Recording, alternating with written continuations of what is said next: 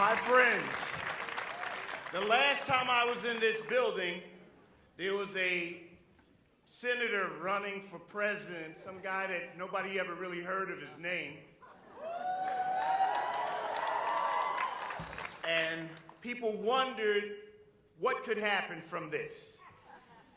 They said he couldn't be president. We said, yes, we can. So I invite you to a conspiracy. It's a conspiracy of hope, my friends. A conspiracy that says that we can have a greater America than we've ever had. That our best days are not behind us. That we can turn to each other and not on each other.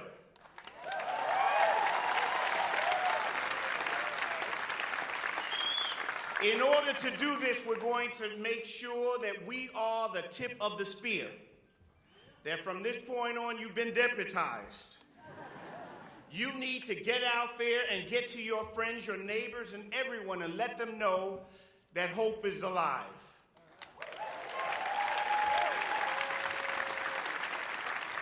There are those here who gather with us who have great hope.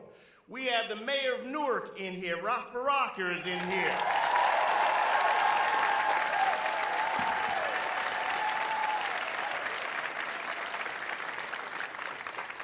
We have the deputy speaker of the New Jersey General Assembly, John Wininski, is in here.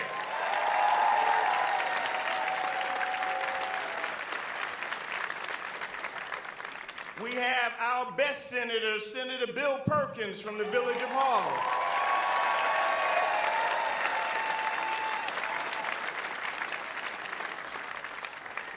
We have Gerard Rice from the New Rochelle City Council. We have Councilman Rafael Espinal in here. We have Arthur Swartz, who's the Democratic District Leader of Greenwich Village, of course.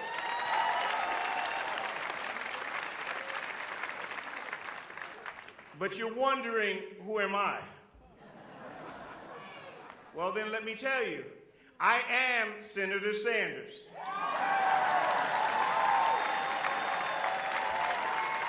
I'm sorry, who were you expecting? No, it's true. I am Senator Sanders. I am Senator James Sanders from the State Senate of New York.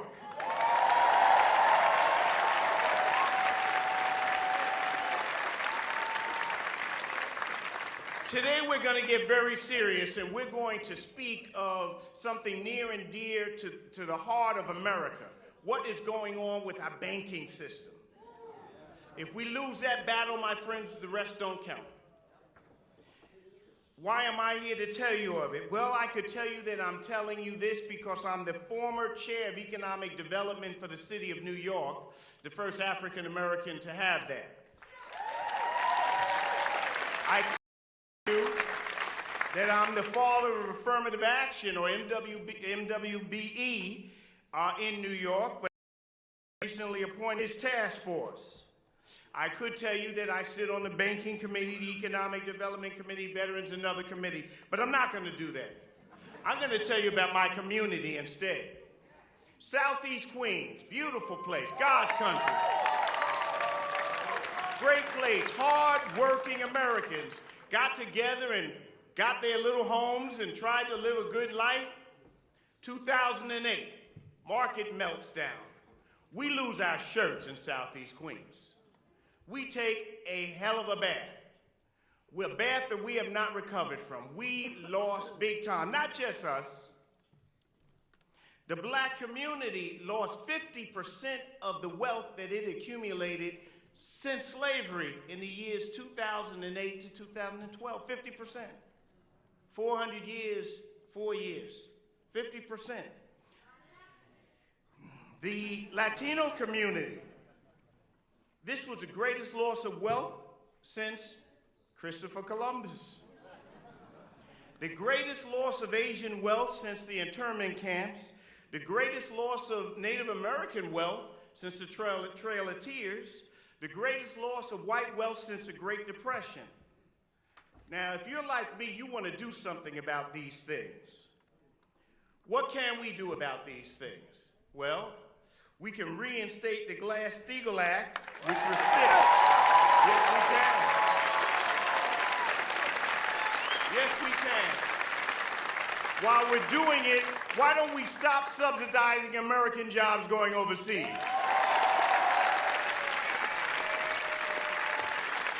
Since that's true, we might as well make sure that we don't destroy the unions that gave us the middle class.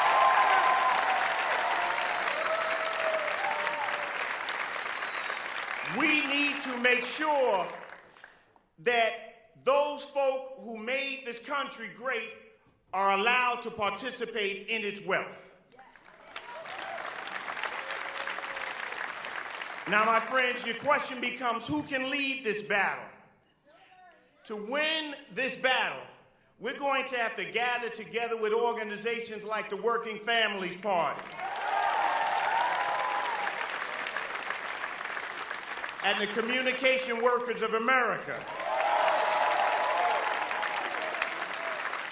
and other unions, the best people that money can't buy. But we're going to need more. We're going to need a standard bearer. Now, who can we get?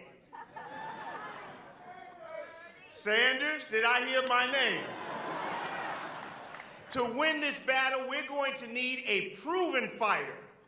Somebody who does not call for building walls between neighbors, but sharing resources for a sustainable world.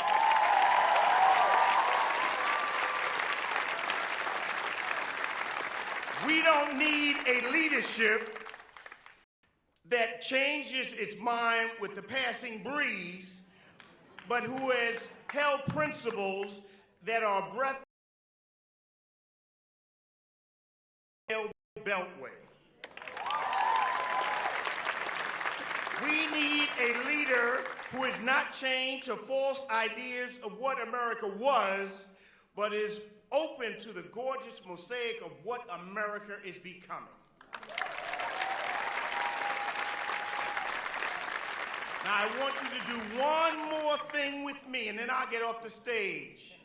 Big Apple, I want you to, in fact, I invite you to show the Empire State, and indeed the whole nation, that we can choose community over chaos, that our lives are not simply a war of all against all.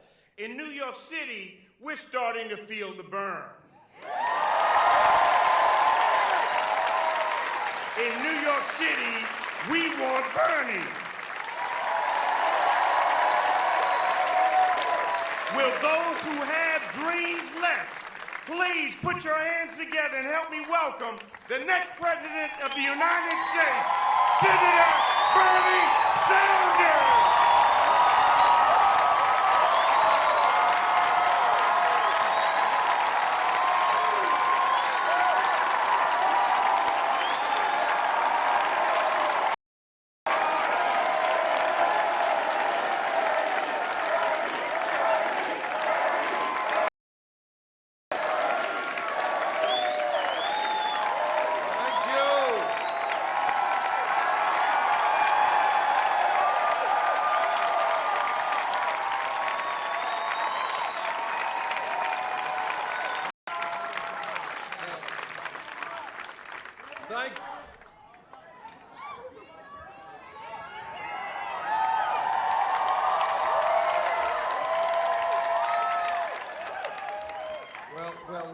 Let me begin by thanking all of you for being here this afternoon, and thank my twin senator, Senator James Sanders.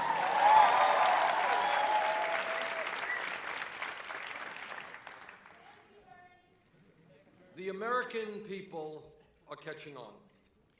They understand that there is something profoundly wrong when in our country today, the top 0.1% owns almost as much wealth as the bottom 90%.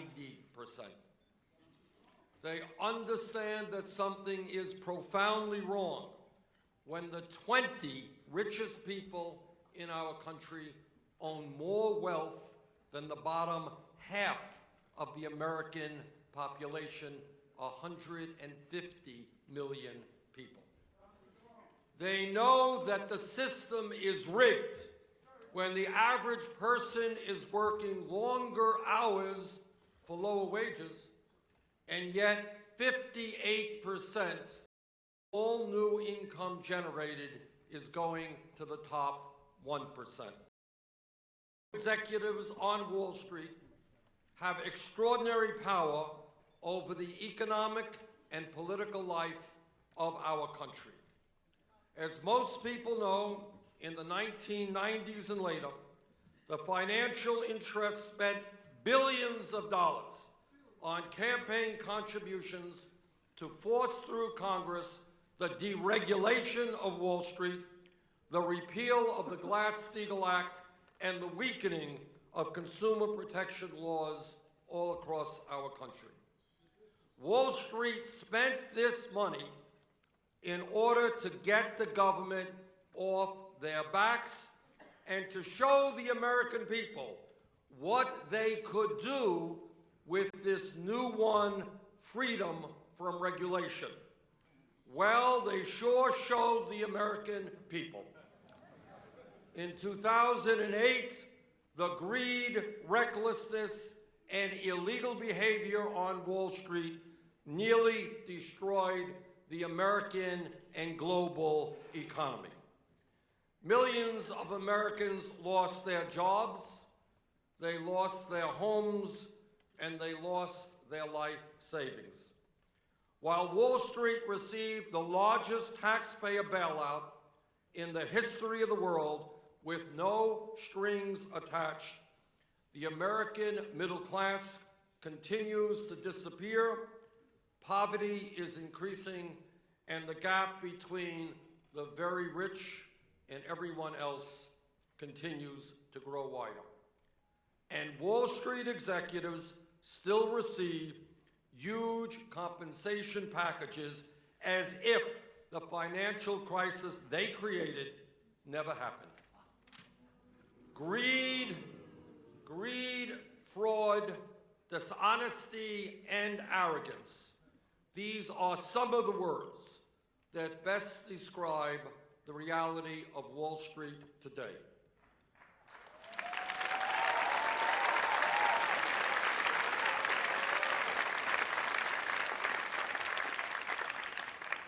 So to those on Wall Street who may be listening to my remarks, and I'm sure there are many of them, let me be very clear. Greed is not good.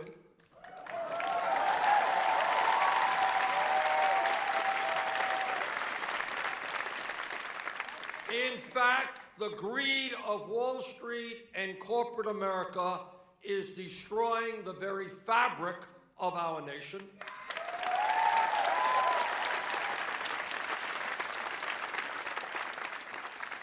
And here is a New Year's resolution that I will keep if elected president, and that is, if Wall Street does not end its greed, we will end it for them.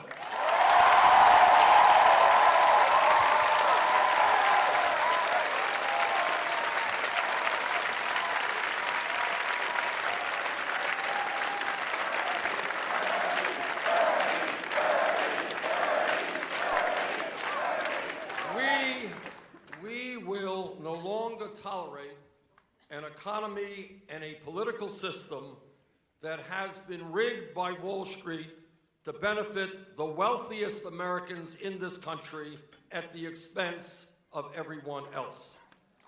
While President Obama deserves credit for improving this economy after the Wall Street crash, the reality is that a lot of unfinished business remains to be done.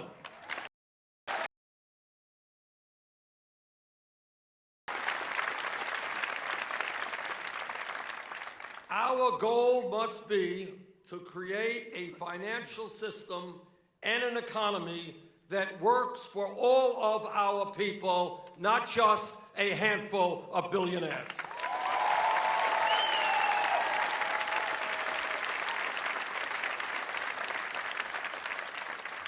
That means we have got to end once and for all the scheme that is nothing more than a free insurance policy for Wall Street, the policy of too big to fail.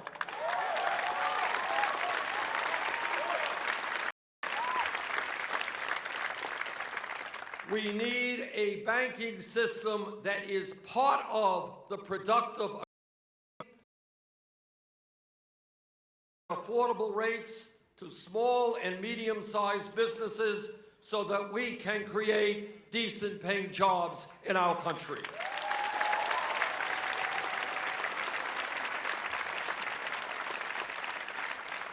Wall Street cannot continue. 2008, the taxpayers of this country bailed out Wall Street because we were told that they were too big to fail. Yet today, 3 out of the 4 largest financial institutions, J.P. Morgan Chase, Bank of America, and Wells Fargo, are nearly 80% bigger than before we bailed them out because they were too big to fail. Incredibly, the 6 largest banks in this country issue more than 2/3 of all credit cards and more than 35% of all mortgages. They control more than 95% of all financial derivatives and hold more than 40% of all bank deposits. Their assets today are equivalent to nearly 60% of the GDP of the United States of America. Enough is enough.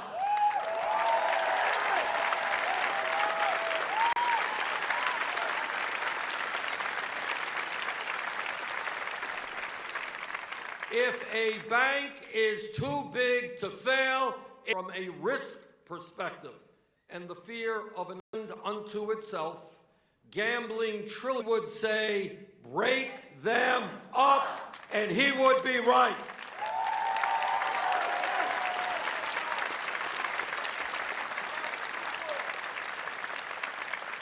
That's exactly what we have to do, and here's how I will accomplish that. Within the first 100 days of my administration, I will require the Secretary of the Treasury Department to establish a too-big-to-fail list of commercial banks, shadow banks, and insurance companies whose failure would pose a catastrophic risk to the United States economy without a taxpayer bailout.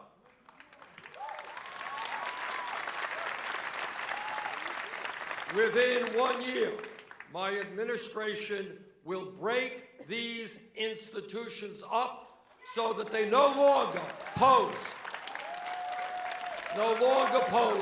a grave threat to the economy.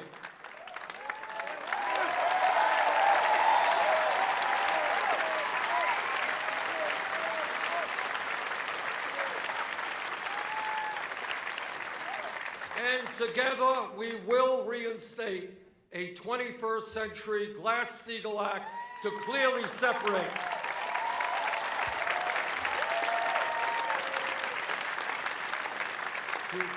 separate commercial banking, investment banking, broken up Citigroup and other too-big-to-fail banks into pieces. And that is exactly what we need to do, and that is what I commit to do as President of the United States.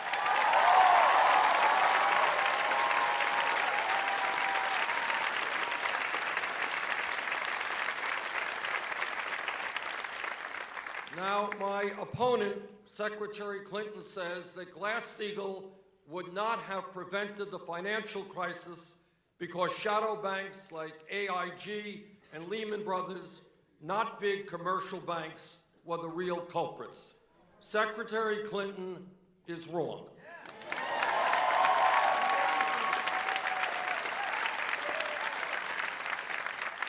shadow banks did gamble recklessly, but where did that money come from?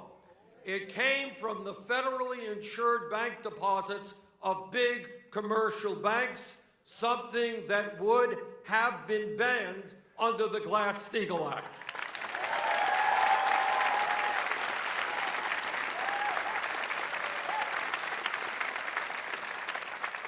Let us not forget, President Franklin Delano Roosevelt signed this bill into law precisely to prevent Wall Street speculators from causing another Great Depression. And it worked for more than 5 decades until Wall Street watered it down under President Reagan and killed it under President Clinton.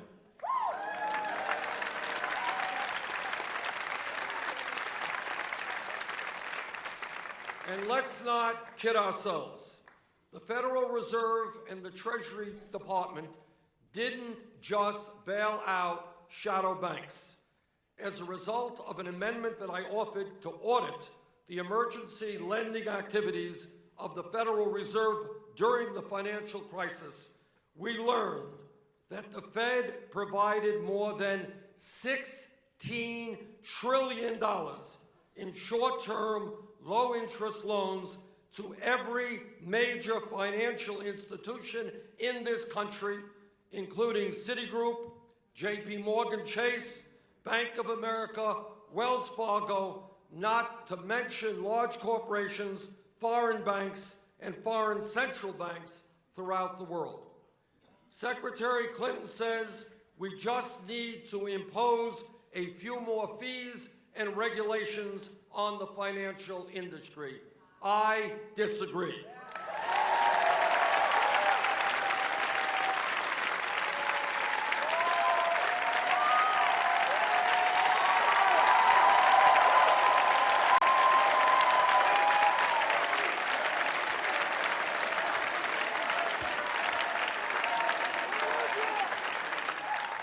As former Secretary of Labor Robert Reich has said, and I quote, "Giant Wall Street banks continue to threaten the well-being of millions of Americans. But what to do?" Bernie Sanders says, break them up and resurrect the Glass-Steagall Act that once separated investment from commercial banking. Hillary Clinton says, charge them a bit more and oversee them more carefully. Hillary Clinton's proposals would only invite more dilution and finagle. The only way to contain the street's excess is with reforms so big, bold, and public they can't be watered down.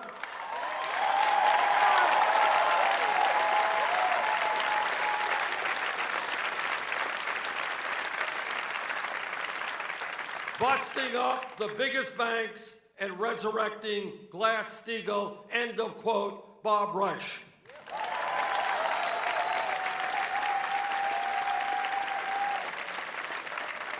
Secretary Reich is right. Real Wall Street reform means breaking up big banks and reestablishing firewalls that separates risk-taking from traditional banking. My opponent says that as a senator, she told bankers to, quote unquote, cut it out. and end their destructive behavior. But in my view, establishment politicians are the ones who need to cut it out.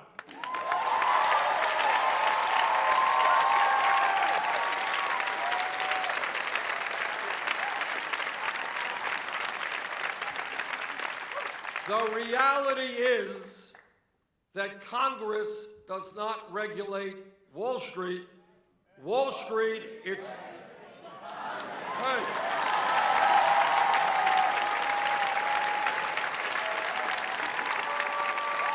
You got it.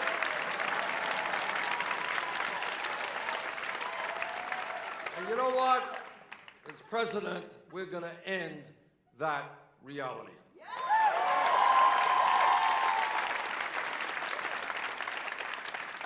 It is no secret that millions of Americans have become disillusioned and alienated from our political process. They don't vote. They don't believe much of what comes out of Washington. They don't think that there is anyone there representing their interests.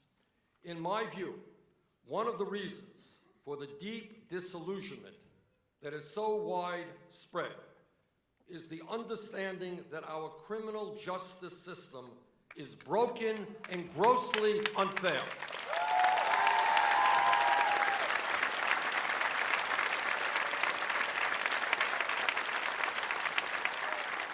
It is broken, it is unfair, and we do not have equal justice under the law. The average American sees kids being arrested and sometimes even jailed for possessing marijuana or other minor crimes. But when it comes to Wall Street executives, some of the wealthiest and most powerful people in this country, whose illegal behavior caused pain and suffering for millions of Americans, somehow nothing happens to them. Nope.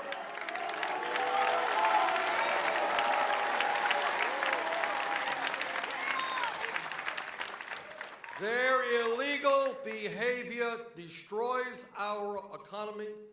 Millions lose their jobs, their homes, their life savings. But for the CEOs of Wall Street, no police record, no jail time, no justice.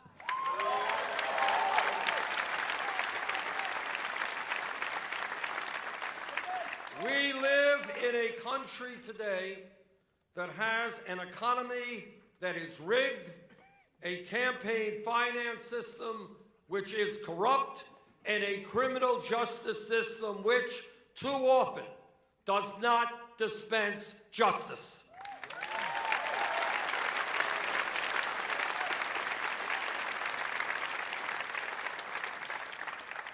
Not one major Wall Street executive has ever been prosecuted for causing the near collapse of our entire economy. That will change under my administration.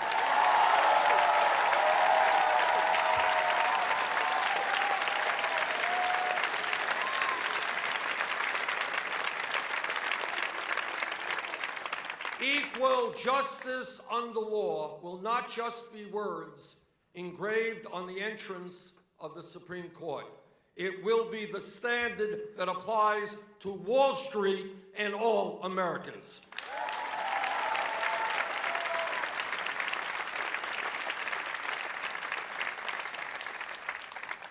It seems like almost every few weeks we read about one giant financial institution after another being fined or reaching settlements for their reckless, unfair, and deceptive activities. Some people believe that this is an aberration, that we have an honest financial system in which every now and then major financial institutions do something wrong and get caught. In my view, the evidence suggests that would be an incorrect analysis.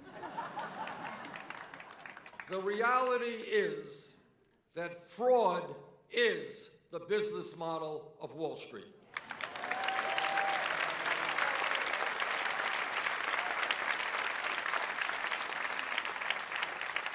It is not the exception to the rule, it is the rule.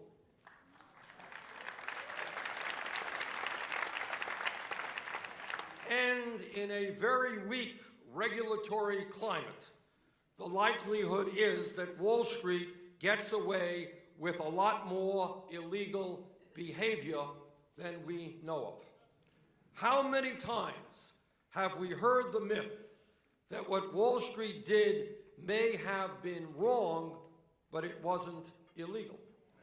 Let me help shatter that myth today.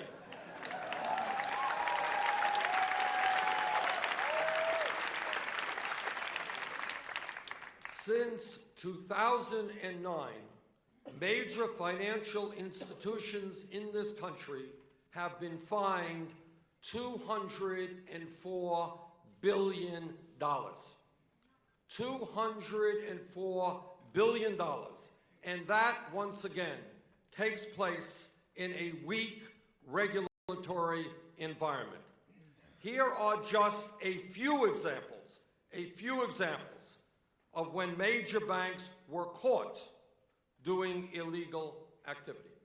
In August 2014, Bank of America settled a case with the Department of Justice for more than $16 billion on charges that the bank misled investors about the riskiness of mortgage-backed securities it sold in the run-up to the crisis. In November of 2013, J.P. Morgan settled a case for $13 billion with the Department of Justice and the Federal Housing Finance Agency over charges that the bank knowingly sold securities made up of low-quality mortgages to Fannie Mae and Freddie Mac. In June of 2014, BNP Paribas was sentenced to 5 years probation and was ordered to pay $8.9 billion in penalties by a U.S. district judge in Manhattan after the bank pled guilty to charges of violating sanctions by conducting business in Sudan, Iran, and Cuba. Let me, in addition, read you a few headlines, and you tell me how it could possibly make sense that not one executive on Wall Street was prosecuted for fraud. Just a few headlines. CNN headline, May 20th, 2015, quote, 5 big banks pay $5.4 billion for rigging currencies. Those banks include J.P. Morgan Chase and Citigroup. Headline from the International Business Times, February 24th, 2015. Big banks under investigation for allegedly fixing precious metals prices. The banks under investigation included Goldman Sachs and J.P. Morgan Chase. Headline from the Real News Network, November 26, 2013. Documents in J.P. Morgan settlement reveal how every large bank in the U.S. has committed mortgage fraud. Headline from the Washington Post, March 14, 2014. In lawsuit, FDIC accuses 16 big banks of fraud conspiracy. Banks included Bank of America, Citigroup, J.P. Morgan Chase. Headline from The Guardian, how a big U.S. bank laundered billions from Mexico's murderous drug gangs. This article talks about how Wachovia, which was acquired by Wells Fargo, aided Mexican drug cartels in transferring billions of dollars in illegal drug money. And this is what the federal prosecutor said about this, and he said, and I quote, Wachovia's blatant disregard for our banking laws gave international cocaine cartels a virtual carte blanche to finance their operations, end of quote. Yet the total fine for this offense was less than 2% of the bank's $12 billion profit for 2009, and no one went to jail. No one went to jail. And if that's not bad enough, here's another one. Headline, Wall Street Journal, February 9th, 2011. J.P. Morgan apologizes for military foreclosures. Here is a case where J.P. Morgan Chase, the largest bank in America, wrecked the finances of 4,000 military families in violation of the Civil Service Members Relief Act, yet no one went to jail. And when I say that the business model of Wall Street is fraud, that is not just Bernie Sanders talking. That is what financial executives themselves told the University of Notre Dame in a study on the ethics of the financial services industry last year.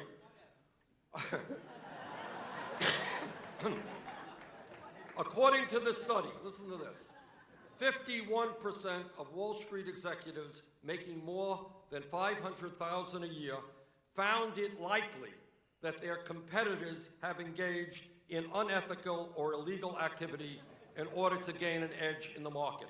More than 1/3 of financial executives have either witnessed or have firsthand knowledge of wrongdoing in the workplace. Nearly 1 in 5 financial service professionals believe they must engage in illegal or unethical activity to be successful.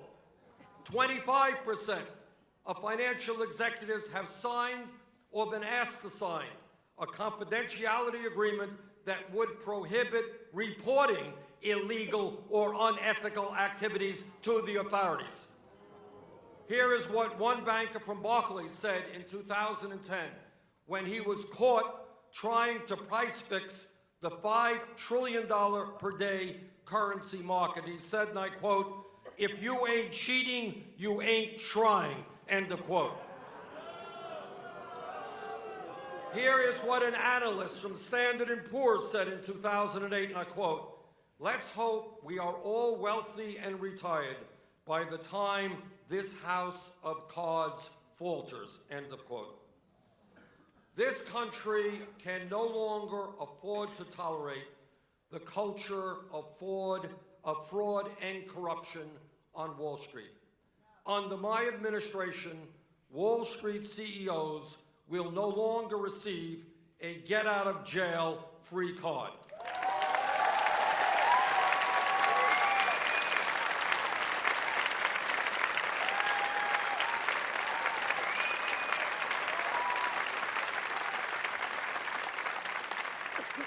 Not only will big banks not be too big to fail, but big-time bankers will not be too big to jail.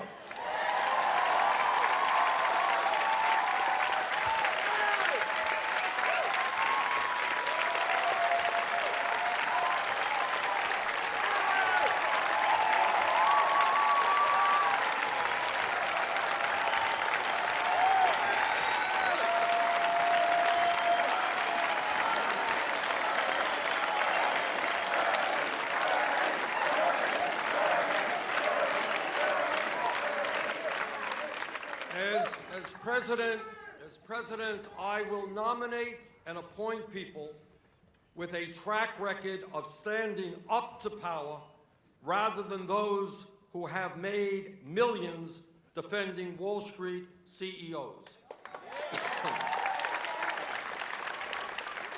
Goldman Sachs and other Wall Street banks will not be represented in my administration.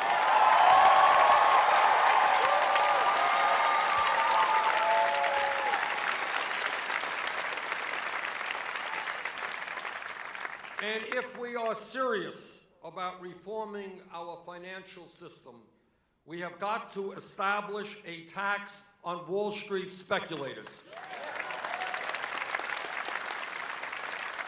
We have got to discourage reckless gambling on Wall Street and encourage productive investments in the job-creating economy.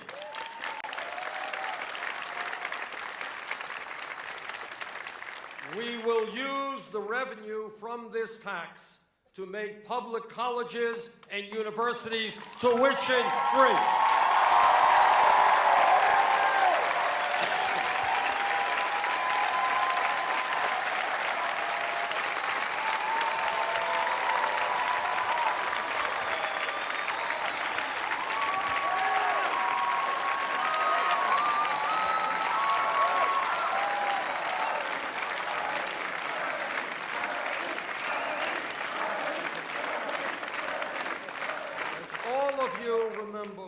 During the financial crisis, when Wall Street's greed and illegal behavior nearly destroyed our economy, the middle class of this country bailed out Wall Street.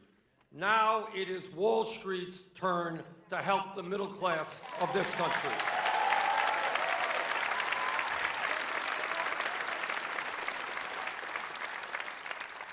We cannot have a safe and sound financial system if we cannot trust the credit agencies to accurately rate financial products. And the only way we can restore that trust is to make sure credit rating agencies do not make a profit from Wall Street. The truth is that investors would not have bought the risky mortgage-backed derivatives that led to the Great Recession if credit agencies did not give these worthless financial products AAA ratings they knew were bogus.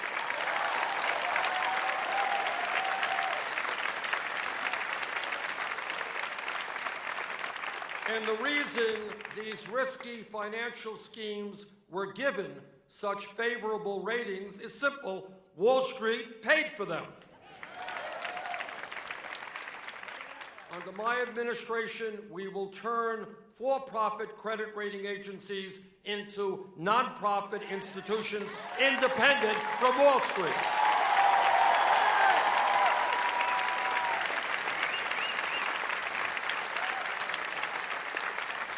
No longer will Wall Street be able to pick and choose which credit agency will rate their products. If we are going to create a financial system in this country that works for all Americans, we have got to stop financial institutions from ripping off the American people by charging sky-high interest rates and outrageous fees.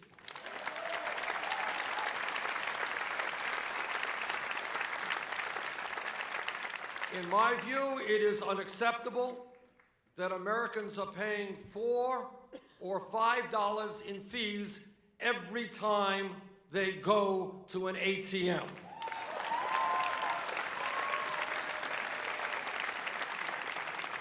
It is wrong that millions of Americans are paying credit card interest rates of 20 or 30%.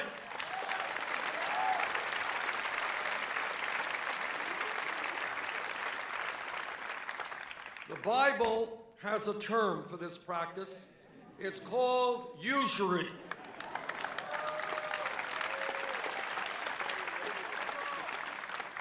And in the Divine Comedy, Dante reserved a special place in hell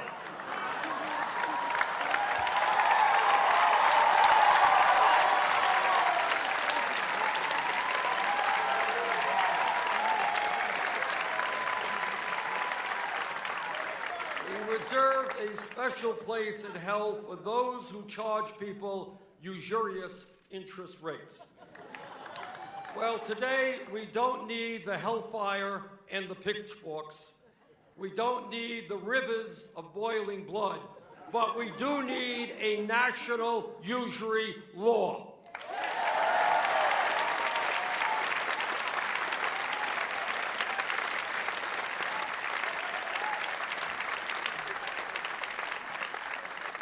In 1980, Congress passed legislation to require credit unions to cap interest rates on their loans at no more than 15%, and that law has worked well.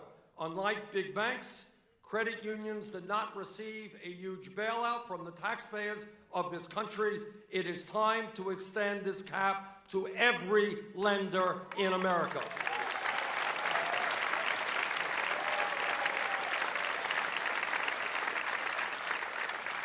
We must also cap ATM fees at $2. People should not have to pay a 10% fee for withdrawing $40 of their own money out of an ATM.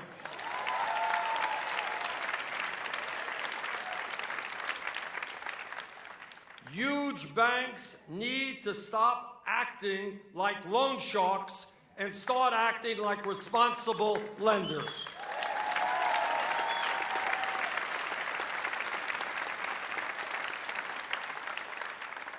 We also need to give low-income Americans affordable banking options.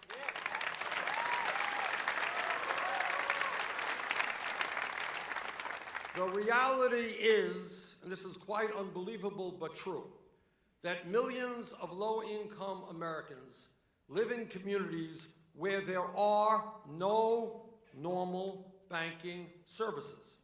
Today, if you live in a low-income community and you need to cash a check or get a loan to pay for a car repair or a medical emergency, where do you go? You go to a payday lender who could charge an interest rate of over 300% and trap you into a vicious cycle of debt. That has got to end.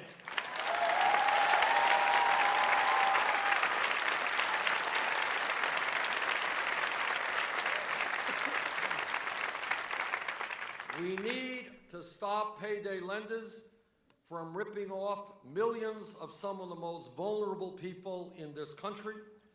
Post offices exist in almost every community in our country.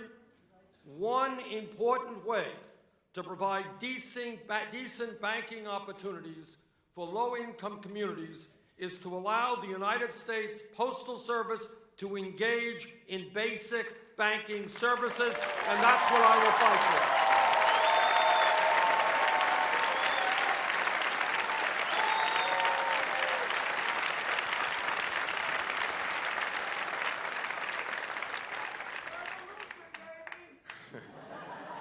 Further, we need to structurally reform the Federal Reserve to make it a more democratic institution responsive to the needs of ordinary Americans, not just billionaires on Wall Street. When Wall Street was on the verge of collapse, the Federal Reserve acted with a fierce sense of urgency to save the financial system. We need the Fed to act with that same boldness today, that fierce sense of urgency to combat unemployment and low wages.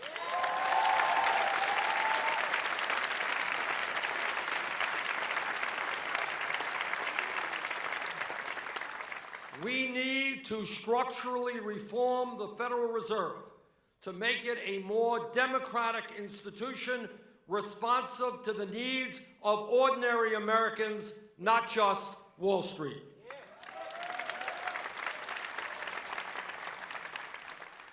It is unacceptable that the Federal Reserve has been hijacked by the very bankers it is in charge of regulating.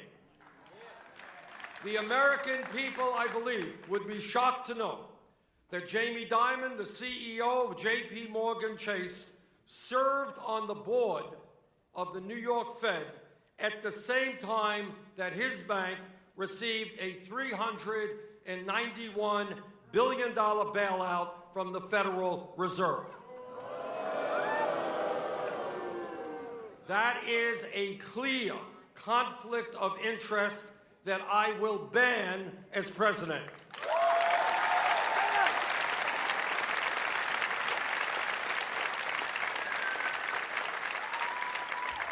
As president, I will not allow the foxes to be guarding the henhouse at the Fed.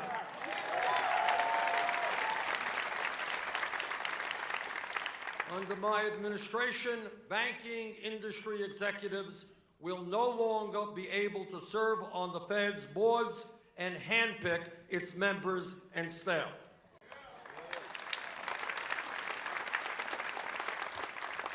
Further, the Fed should stop paying financial institutions interest to keep money out of the economy and parked at the Fed. Incredibly, the excess reserves of financial institutions that are sitting in the Federal Reserve have grown from less than $2 billion in 2008 to $2.4 trillion today. That is absurd. Instead of paying interest on these reserves, the Fed should charge them a fee that could be used to provide affordable loans to small businesses to create jobs all over America.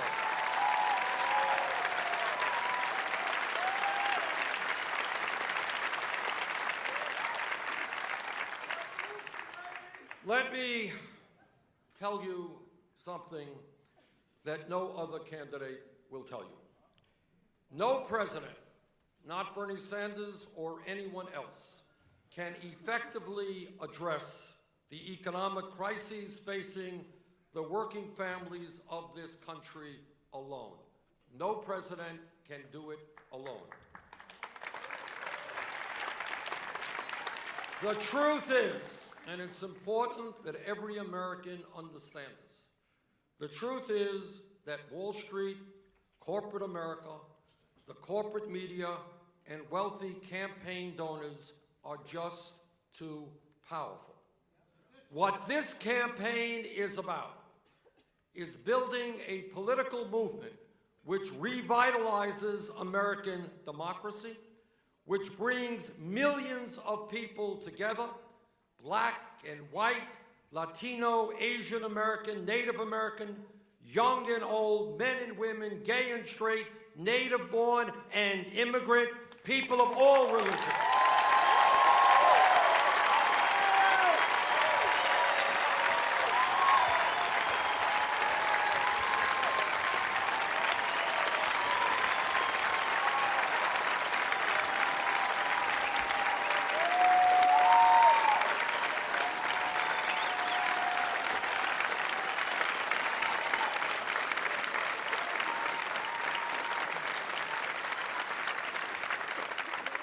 Yes, Wall Street does have enormous economic and political power.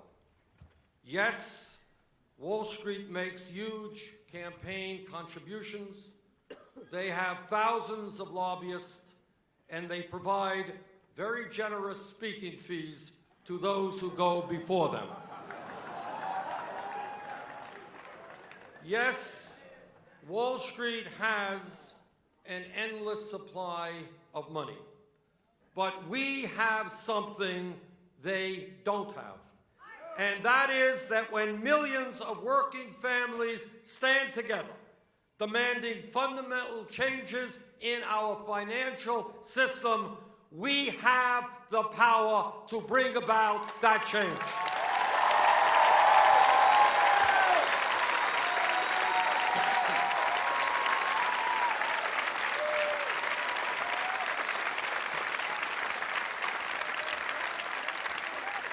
Yes, we can make our economy work for all Americans, not just a handful of wealthy speculators.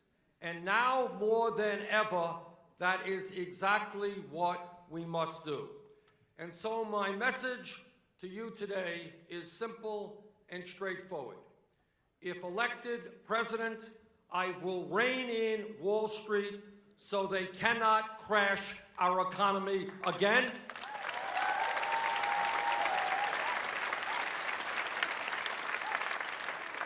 Will the folks on Wall Street like me? No. Will they begin to play by the rules if I am president?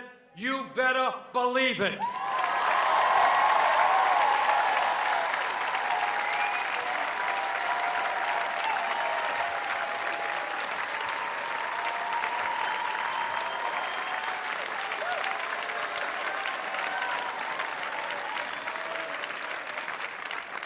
Thank you all for being here, and I look forward to working with the most powerful force in our great nation, not the barons of Wall Street, but the people of our government who are going to fight to create a government that works for us all, not just the 1%. Thank you all very much.